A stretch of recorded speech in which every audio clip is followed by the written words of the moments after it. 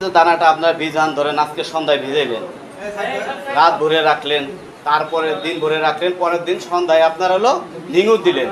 তখন কি হবে, এই দানাটা পরে যখন দানাটা বুনবেন দুই একটা দানা ফাইটে যাবে, মুখ ফাইটে যাওয়ার পরে পরের দিন যখন আবার দানাটা ফেলাবেন, ফেলান পরে যখন ঢালাই পানি দিবেন, ওই দানাটা কি হবে, পচে যাবে।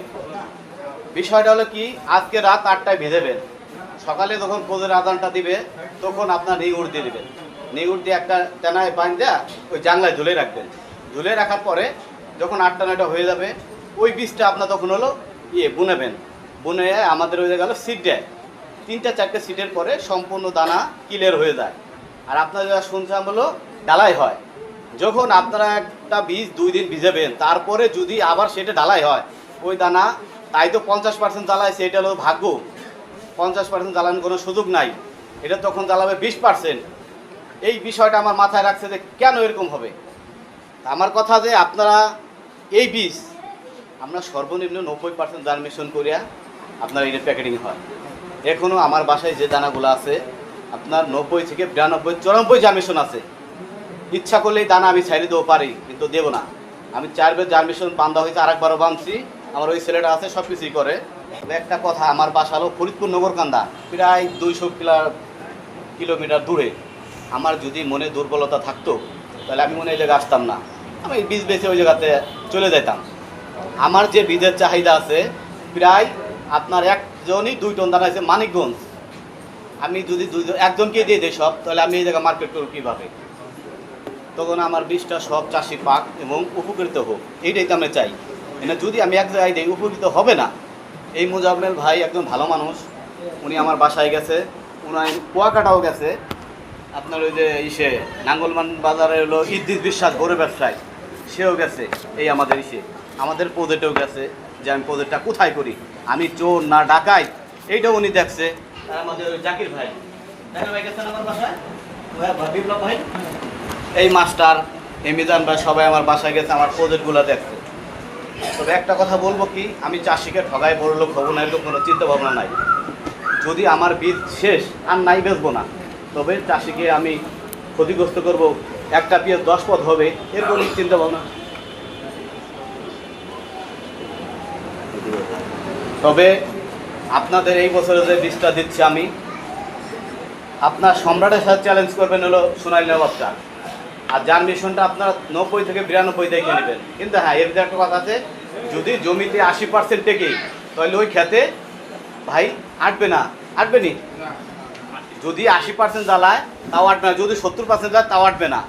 যখন আমি 90 দিব, যদি আপনার 70 টেকে, তাও আপনার গায়ে গায়ে মিশে যাবে। কিন্তু একটা বিষয় আছে, ঠাকুরকার দানা হলো অনেক মোটা, আপনার একটু জায়গাটা কমাইয়া দিবেন, আলিটাও দূরত্ব বলবে, এবং আলিটা হয়ে যাবে আপনার 30 থেকে 32 ভিতরে আলি হয়ে যাবে, আপনার বই রেডি রাখবেন। আর যখনই আলির বয়স বেশি হয়ে যাবে, ওই আলিটা আপনার হয়ে যাবে, বীজটা ভালো হবে না, আলি বুড়ে বুড়ে বয়স হয়ে যাবে, বুঝছেন?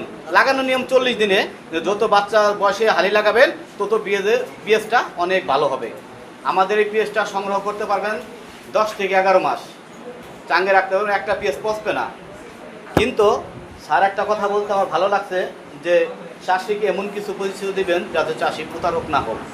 আমরা এটাই চাচ্ছি যে বীজগুলো আমরা দিচ্ছি, সোনালী নবাবটা আপনার 90-95 পাবেন, রানী গোল্ডটা পাবেন আপনি হলো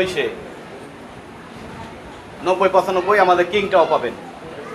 যদি আমাদের জার্মিনেশন কম হয়, আমাদের বীজটা আগে নেবেন, নিয়ে বাইরে ধা দিবেন, যদি মন মতো না হয় রাখবেন, এই বাইরে বলবেন, ফেরত নিয়ে আপনার টাকাটা দিয়ে দিবে।